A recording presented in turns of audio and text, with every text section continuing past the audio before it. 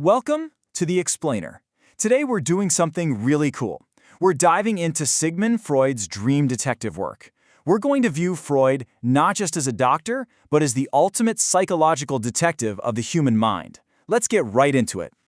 We've all had them, right? Those totally bizarre, nonsensical dreams where you show up to a high school exam in your underwear, or you're trying to run but your legs feel like literal molasses. Our dreams are the most vivid, unexplainable crime scenes our minds create. But to solve the mystery of why we dream these things, we have to ask a pretty provocative question. What if your dream isn't just random brain static? What if every single bizarre dream you've ever had is actually a deeply disguised wish, just desperately trying to be fulfilled? Freud actually considered his 1900 book on this subject to be his absolute masterpiece.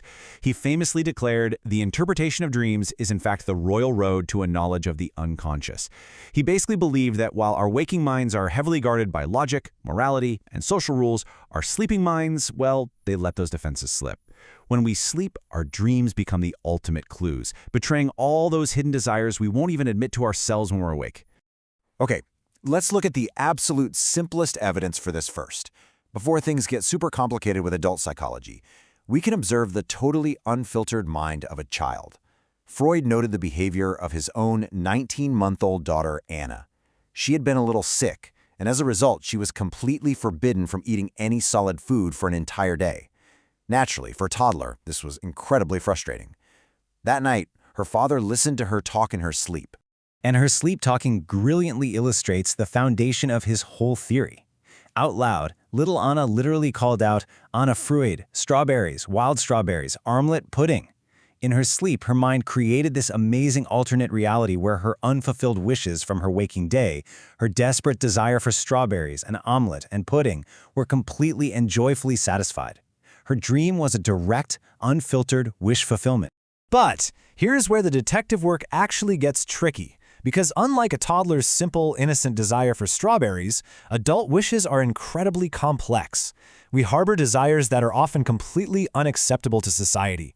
They're tied to anger, forbidden romance, or repressed childhood trauma. If we dreamt about these raw, unacceptable desires directly, the sheer guilt and shock would wake us up immediately.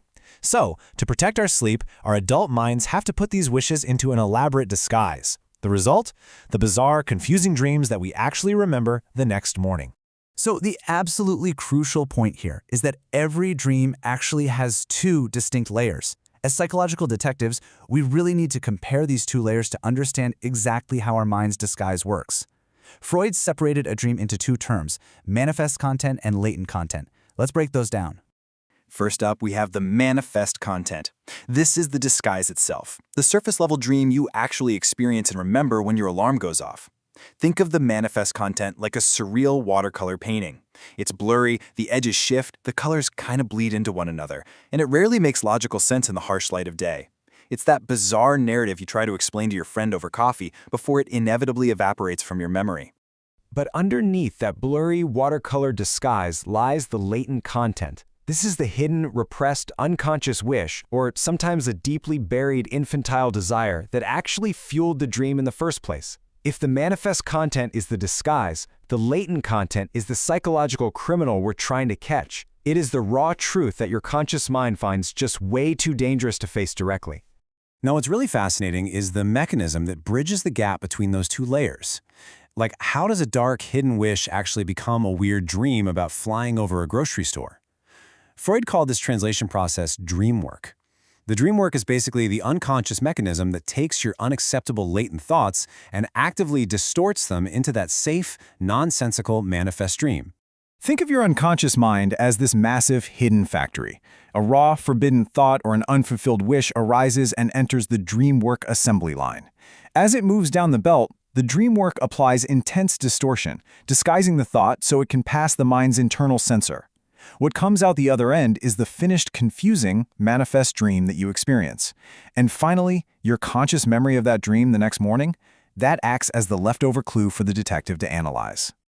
A major tool used on this psychological assembly line is a process called condensation. Just as the name implies, this is where the mind takes multiple, incredibly complex thoughts, memories, and emotions and physically squeezes them together into a single, dense dream symbol.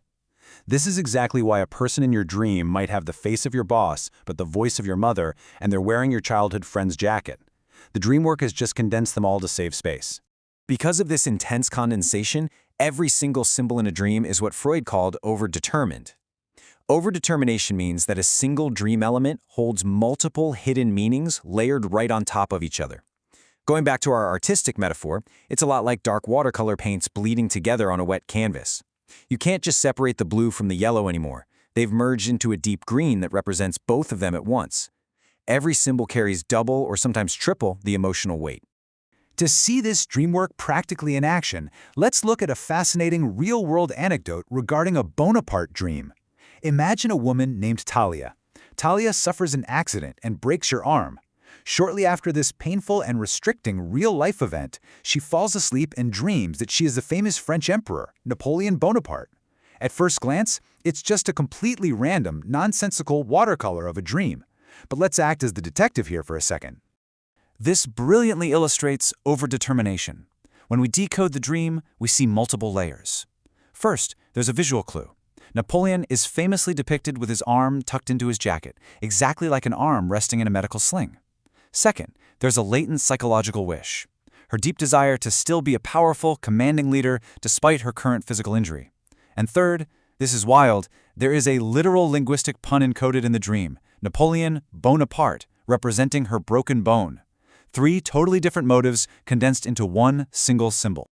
So, we can clearly see that our minds are absolute masters of disguise, weaving visual metaphors, deep wishes, and even wordplay into a single image. But if our minds are this incredibly good at hiding our true motives to protect us, how do we, as detectives, actually go about unlocking these disguised wishes? How do we put the dream work in reverse? Freud's absolute go-to interrogation method for this was a technique known as free association. Instead of using hypnosis, which he actually found pretty unreliable, Freud would have his patients relax, narrate their dream, and then just speak. They would say whatever associations came to their mind regarding the symbols, no matter how embarrassing or seemingly irrelevant.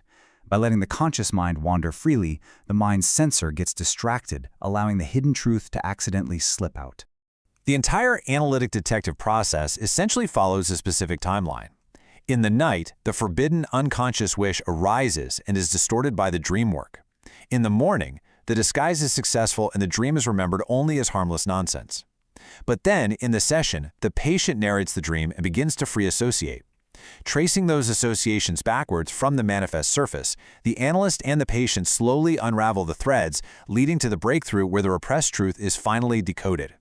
A vital rule for the psychological detective to remember is the rule of 2. Freud strongly insisted that because of overdetermination, a dream is never ever fully exhausted by just one interpretation. There are always at least 2 or more layers. Visual elements, verbal puns, recent memories, and ancient childhood desires, they are all in there, waiting to be overinterpreted by the careful detective. If you think you found the single meaning of a dream, well, you simply haven't dug deep enough. As we wrap up this explainer, I want to leave you with this final, somewhat unsettling thought. Your brain is a brilliant artist. It's constantly painting these elaborate, beautiful, and sometimes terrifying watercolor disguises every single night just to protect your conscious self from your own deepest wishes. So if your own mind works that incredibly hard to keep you in the dark, what other secrets are you successfully hiding from yourself right now?